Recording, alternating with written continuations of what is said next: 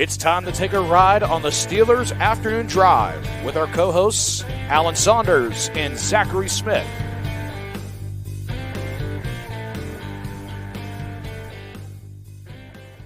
Welcome into another episode of Steelers Afternoon Drive. I'm Zachary Smith. We got him back today. Alan Saunders back in the fold with us. Alan, what's going on?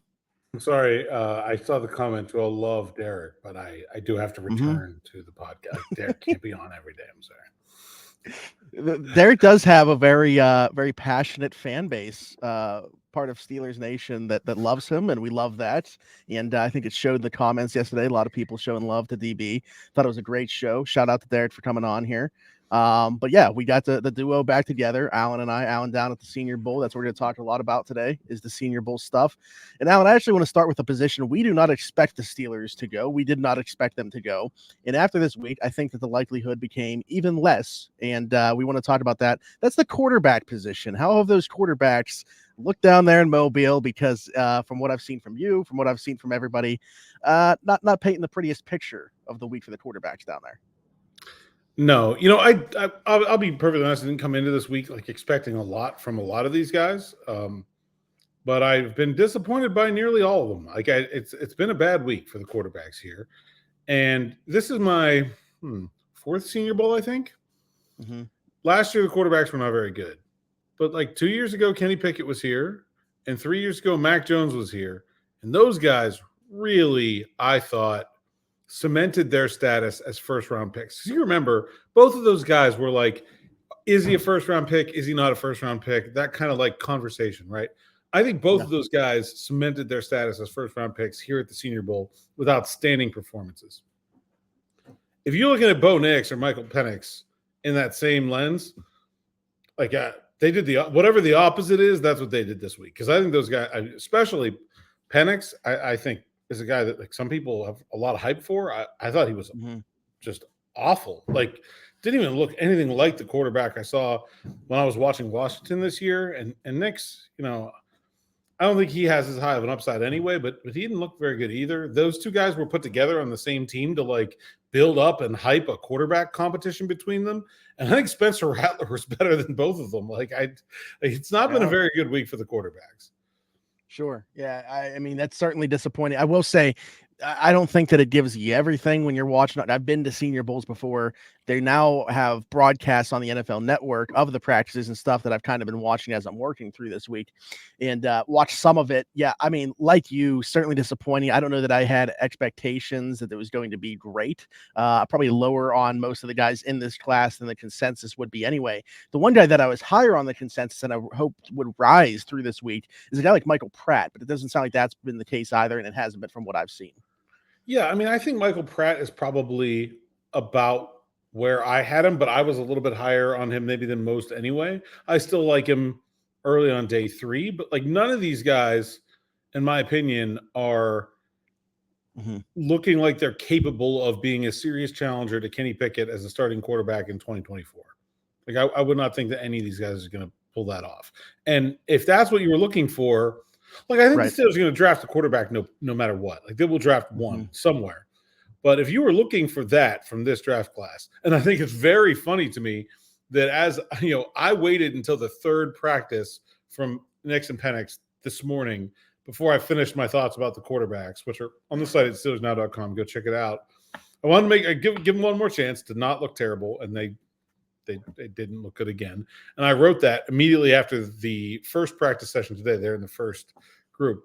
And as Nick and I are leaving the second practice session, he's going through Twitter trying to see, catch up on what we missed. And there's a report out there that the Steelers are really digging into Jordan Travis. It's they saw what I saw all week and it wasn't good. And now who else is out there? Wouldn't be surprised if we see the Steelers send a lot of guys to Michigan's Pro Day. First of all, there's a lot of Michigan players that are really good. But J.J. McCarthy also not here.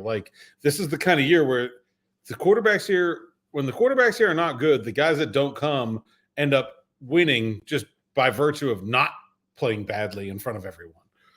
Sure. And there's some guys in the mid rounds there, but I think, really between Penix and Bo Nix, if you were somebody that was hoping that there was going to be somebody in the back end of the first round to come in and immediately unseat Kenny Pickett, that would put that thought to rest this week. Again, maybe not trying to put too much stock into, a few Senior Bowl practices and understanding that there's a body of work type thing here.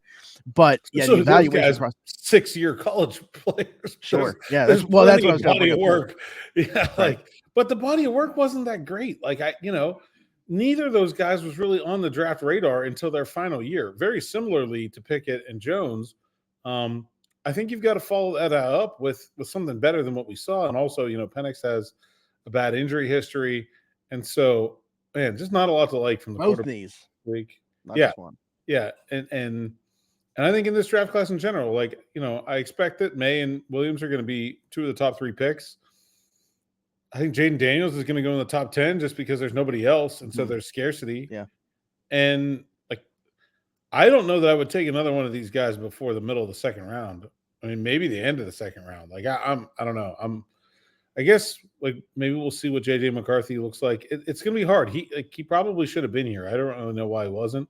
Jordan Travis obviously was injured, and that's why he didn't participate in this process. But yeah, JJ McCarthy is the one I'm really intrigued by, to be honest with you, just because it's hard to get a full scope there because of the offense that he played in, the talent that surrounded him. They just didn't ask him to necessarily do a whole lot, but he's still super young, the big arm, the athleticism, there's certainly something there.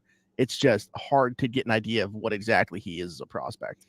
He feels to me like a lot of those not particularly athletic, but still sort of successful quarterbacks that came through Alabama and Georgia over the years where it's they put up decent numbers, but nobody really has any idea how good they actually are. And so, yeah, I think he's intriguing. I don't think I would use a first or second round pick on him. Maybe second. Yeah. But I just have a hard time seeing a player like that come in and immediately unseat Kenny Pickett in one training camp. That's just not going to happen. If you're looking for real competition for Kenny Pickett, the lesson I feel like I've learned here, and this is not just me throwing my opinion out here too. I mean, we talk to people from around the league, people from other colleges, other media guys, draft analysts. It's been a very disappointing quarterback week from just about everybody I've talked to. Yeah, certainly seems that way. Alan, but the Steelers, obviously, their eyes aren't solely focused and probably aren't focused all that much on the quarterbacks.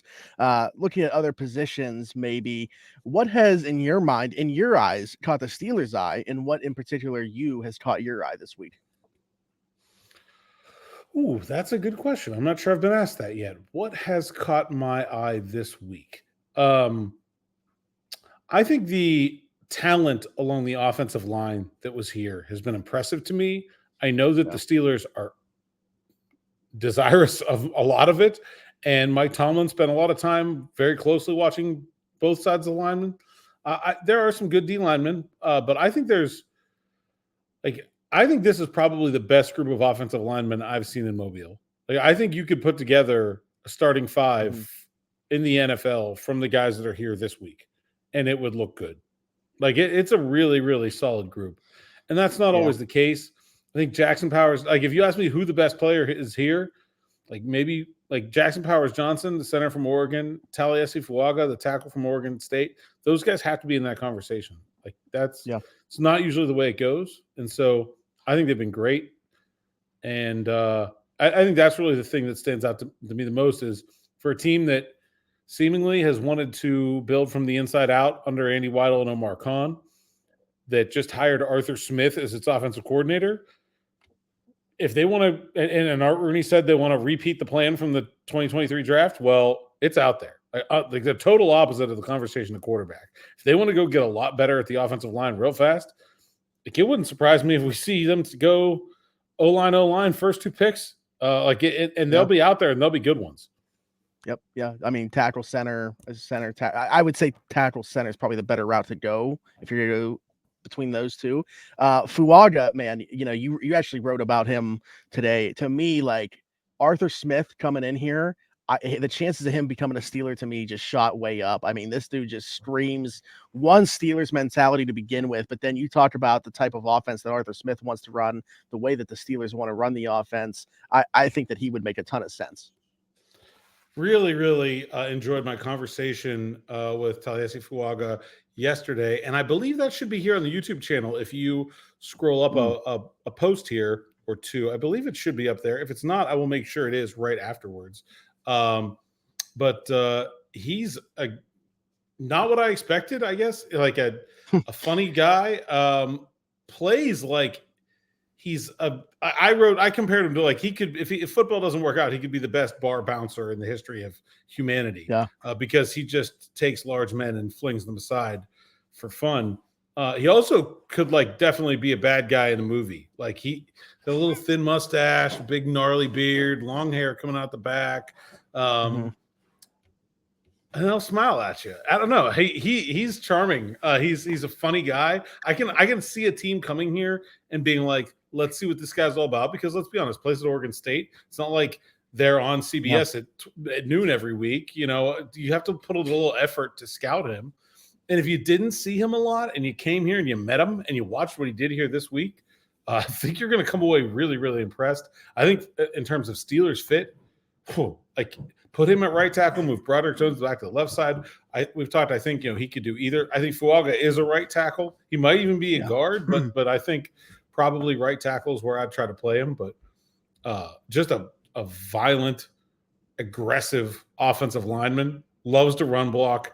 Is not like this is not going to make any sense, but I'm going to say it anyway. He's not nearly as good of a pass blocker as he is a run blocker, and he did not give up a single sack in his entire college career.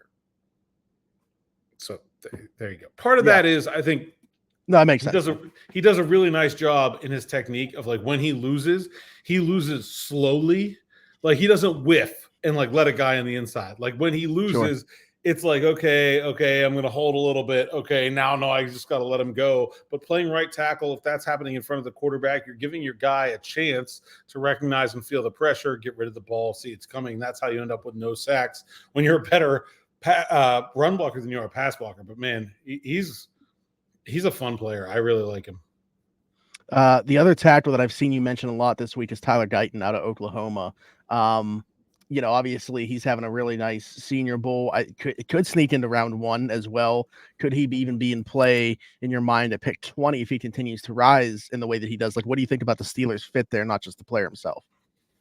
So Guyton is a guy that maybe I think I had like outside the first round coming in here, and I think I was wrong. I will be reevaluating that position because I think he's a first-round pick. I think he may be one of the better tackles in this class. I haven't really dug into J.C. Latham from Alabama as much as I want to yet. So, like, there's some ordering there I haven't done yet, and we're still pretty early in this process, right? But like he could be 3 in your mind? Like he could be 3. Yeah. I mean, I think obviously Joe Alt from Notre Dame and Olaf Fashanu from Penn State are 1 and 2, and I don't really think anything that I see anywhere else is going to change that. But between J.C. Latham, Amarius Mims, Fuaga, and Tyler Guyton, I think they're probably 3, 4, 5, 6.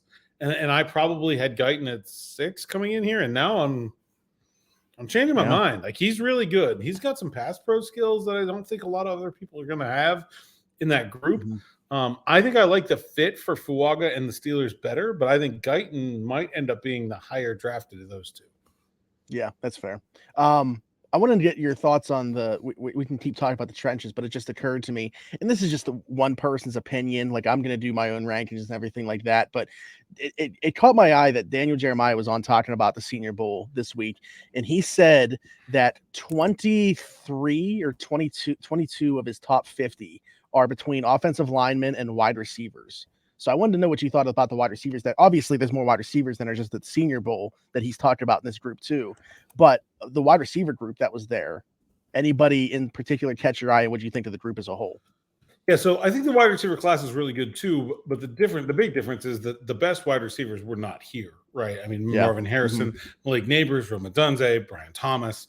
None of those guys were. Keon Coleman. Yeah.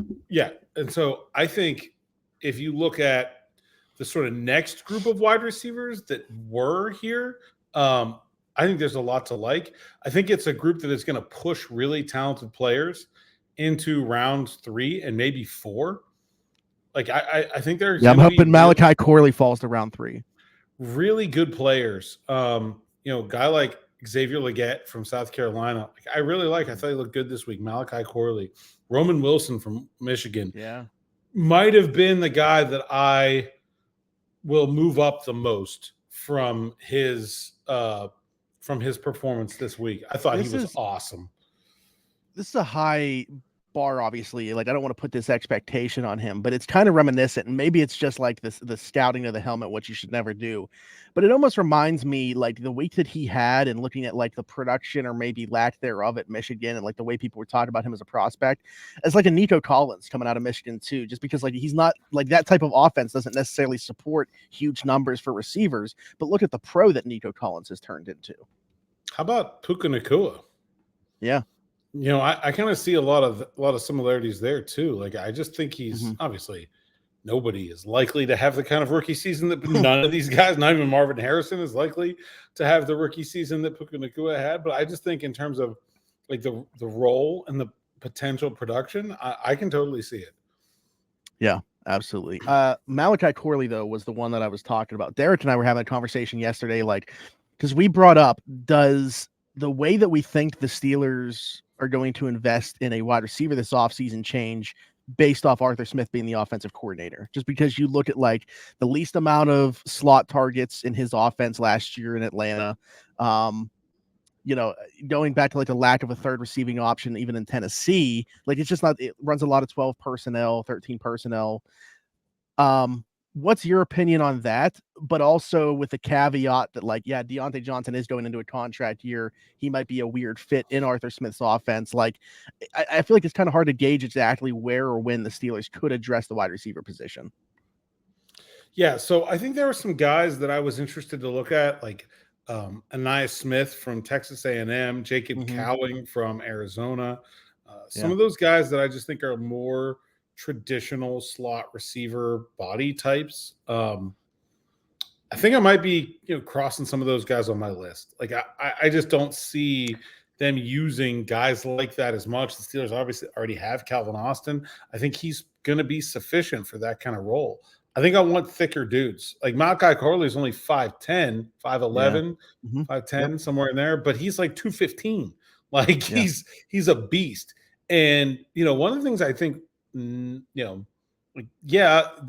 didn't use a lot of slot receivers, but if you look at what he did in Atlanta, like he turned Cordero Patterson into a running back.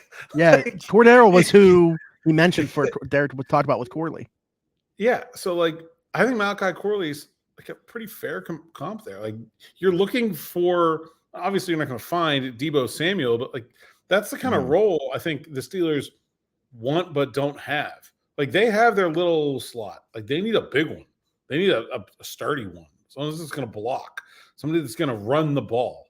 I don't know that there are a ton out there. Like I think maybe Legette could be that. He's a big guy. Legette, just built.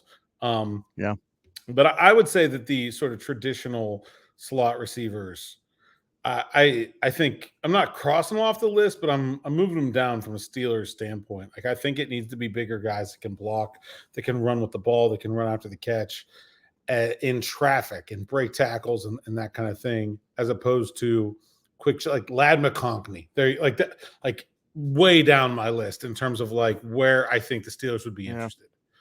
Yeah. So the opposite end of that point, we talked about like how seamless and good of a fit Fuaga would be for this offense. Is there a receiver that kind of falls into that bucket for you as well, or that you've seen or like saw the Steelers having interest in talking to, like you feel like there's definite interest there? Like Corley's probably the closest thing to it, but I honestly don't know that I see like a perfect fit for, like, he's pretty solid. Like they would do very well with him. I really like Legette. I think he's a guy that just plays big. He is big, obviously, but he's not slow and he plays big. I mean, there is no bad offense for guys like Roma Dunze and Brian Thomas. And I don't think it's crazy that one of them falls to within their range. Like maybe not at 20, but like a small trade up. Like that's not crazy to me, especially Thomas. Like I think he could get into the late teens. There's going to be really good wide receivers almost everywhere the Steelers draft. And the Steelers definitely need to add a wide receiver to this group. I don't expect Allen Robinson to be back. Certainly not that cap hit. And like with this new offense, like I just don't know with how little they're using the slot, if I'm Allen Robinson, like I think I would probably find a better opportunity. And so I think they're going to need to add a wide receiver. I just wonder where. I think I think I see positional value. Wide receiver is a very valuable position, but I think this is deep class. I think you can get guys in round 3 and round 4 that will really help you. So maybe a wait and see thing, and maybe try to pick a little bit of a diamond in the rough. Johnny Wilson is a guy from Florida State. Huge. Who's like day 2 guy, just freaking enormous. I thought he looked pretty good this week. And so there's guys out there. I think it's just right now, I think it's very difficult to kind of diagnose where I think the Steelers are going to try to jump into that market. He's a little bit bigger, but we were talking about like the archetypes that Arthur has had at wide receiver, AJ Brown, Corey Davis, Drake London, Matt Collins, like these bigger receivers like Johnny Wilson. If you were looking for like a build of receiver as opposed to necessarily just a skill set, certainly makes sense there. Alan, one of my favorite things every time that I go to the Senior Bowl is the wide receiver DB one-on-ones. We've talked about the receivers. What do we make of the defensive backs that were down there? And I'm going to ask you the same question every single time. Is there a guy down there that makes sense for the Steelers and is like a seamless fit for you? Let me add one wide receiver that we didn't talk about, Brendan Rice from USC. Oh, how did we? Wasn't really that familiar with his game. Like I watched a little bit of USC, but like he didn't get the ball that much. So the guy looks like DK Metcalf. He's jacked. He's enormous. I don't know that he's that good. Like he's probably a day 3 pick or maybe a late day 2 pick. But if you want a big guy, that he certainly is. And he uses it too. He threw his weight around a bunch. Got him a few beaten up on Penn State cornerback Johnny Dixon early in the week. That was a good matchup between the two of them. And there was one rep where Johnny just kind of had to hold on for dear life because Brendan Rice was going. And so pretty decent NFL bloodlines as well. Yeah, right, exactly. Corner, some up and some down, right? Kenyon Mitchell is the Toledo cornerback, inside-outside guy. Kind of reminds me of Cam Sutton a little bit in terms of his versatility. Maybe a little bit sturdier, a little thicker guy. But I thought he had a really good week. I thought he showed probably the best, like pure like coverage instincts. Like maybe he's not the best athlete out there, but he just looks like he really knows what he's doing in coverage. The Steelers really like him. He's a really good fit. He looks to me like here's your Patrick Peterson replacement, just like draft. Like obviously he's not going to be a Hall of Famer, but like here's the guy, right? Like this is the role you had envisioned for him opposite Joey Porter Jr. fits this guy to a T. And so I think that makes a lot of sense. He's definitely like Mike Tomlin all over him. The Steelers actually went to go watch Toledo 3 times this year in the season. They really like him. And they're not – the thing about the Steelers is they do not hide who they like very well. They don't really care about letting the whole world know that they're in love with who they're in love with. And so he definitely is one of those guys.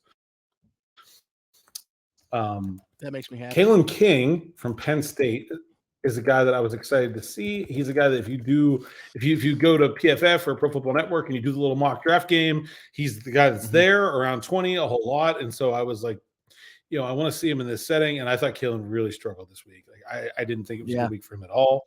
I think he's out of the first round. After this, I might be out of the second round. Like it was tough week. Very rarely do you have a guy who just like some guys lose reps all the time. All these guys are good. Anybody can win anything. But like, man, it was just like one after another in terms of the losses piling up and guys running down wide open. And I don't see it in terms of him as a first round fit for the Steelers at all. After that, a guy that maybe I was a little bit more on the fence on that I did like was Kyrie Jackson from Oregon. He's another like kind of taller, skinny guy. Maybe like a little bit lankier than some of the other guys they've had. But I think he fits the mold really well. Good cover guy, fast, had some ball instincts. I think he can play. I think he's a borderline first-round pick. Cam Hart from Notre Dame is like a very Steelers-y player. And like, don't take these as this is going to sound like a negative comp, okay? But like guys like Artie Burns, guys like Justin Lane, guys like James Pierre. Like, okay, none of those guys worked out, but like the Steelers love big, long guys that can run. And he is that. Now, and I think he has some decent coverage instincts. It's a project, it's a swing. But if you're talking about in the third or fourth round, I think that's an interesting idea. And so I was impressed by him. I didn't have a lot of I did not watch a ton of Notre Dame this year. And so I didn't have a lot of impressions about him coming in. But he's a guy that I think kind of got on my radar in terms of he just feels like a lot of the guys the Steelers have drafted that position over the years, for better or worse. Mm-hmm. Yeah, the one guy that I was happy to see have the week that he was Mitchell, just because of, taking a step up in terms of the level of competition that he was going to see. Obviously, at Toledo, Bowling Green, like playing against the teams that he was, there's going to be questions about his level of competition that he was going against. There was a game of film that I watched from Ohio State last season, like not in 2023, 2022. And my takeaway from it was, though, they weren't playing a lot of man press. So I wanted to see him get some reps, actually like to see how sticky he was and how good he was when lined up in those situations, as opposed to play. Like I'm talking, they were playing like 10, 15 yards off coverage. So I didn't think it was a great indication of what he was as a player. So I thought this was going to be a very important week for him. But yeah, everybody, not just you, from what I've seen, has been talking about the week that Guyon Mitchell had. So great to see. And the other thing about corner is, again, this is a position where a lot of the guys aren't here, right? Ennis Rakestraw from Missouri pulled out with an injury. He's right about there, projected to go at the end of the first round where the Steelers are. And then, of course, you got Kool-Aid McKinstry and Terrion Arnold from Alabama, Kamari Lassiter from Georgia, Cooper DeJean from Iowa, like Nate Wiggins from Clemson. There's guys at the top of this group that what can we do to have Terrion Arnold fall? Like, I'm willing to do whatever. If I got to start like a fake rumor or something, I'm willing to do it. There was something happened. I can't remember what it was.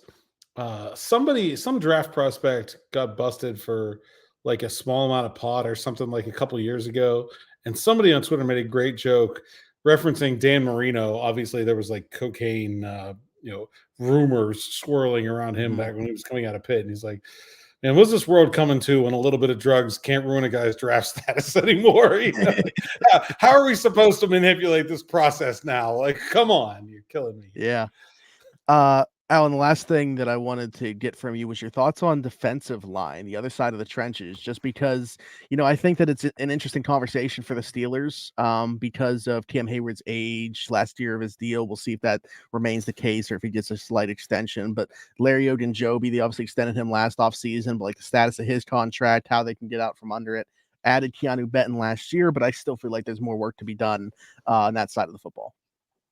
This is another place where I'm not sure where they're going to want to jump into this market, right? It is a need. I do think they have a future need there on the defensive line. But it's probably not the most pressing need either. I think it's like tackle and center and corner and even like maybe positions you don't value as much as defensive line, like linebacker and safety, I think have more obvious, like we need a guy to play this year kind of needs. But there are good players here. Tavondre Sweat is the guy that Nick talked to today from Texas. Big guy. Yes. I think he's very good. Michael Hall, there's two Halls, Michael Hall and Gabe Hall. Michael Hall's from Ohio State. Gabe Hall's from Baylor. Both big, high motor guys. McKinley Jackson from Texas A&M. Like boring in the best possible way, as I guess how I would describe him, like very like solid, like just nobody moved him all week. Tyler Davis from Clemson is a little bit of like a different, and Darius Robinson. I'll like the Steelers have very familiar like body types that they like to get into and like player types, and they don't like to get out of that very often for whatever reason. And they just did with DeMarvin Leal, and it doesn't seem to be working. So I don't know if they're going to want to do that again. But like Tyler Davis is like a penetrating defensive lineman, like more in the mold of like Javon Hargrave, maybe not that good, but like the same kind of like smaller upfield guy. I don't know if they want that. Darius Robinson is like a positionless big pass rusher that I just don't know. He's a good player. I'm having a really hard time figuring out what exactly the Steelers are looking for in the defensive line because it doesn't seem like they're necessarily so sure themselves, right? Like I think they need to figure out what they really want and need here. And Braden Fisk from Florida State is kind of like a do-it-all guy. Like I think if they're looking there in that part of the draft, you know, maybe 3rd, 4th round, I think he's a guy that could be interesting. And so if I was unsure about wide receiver, I'm really unsure because at least I have a good vibe on what kind of wide receivers Arthur Smith likes.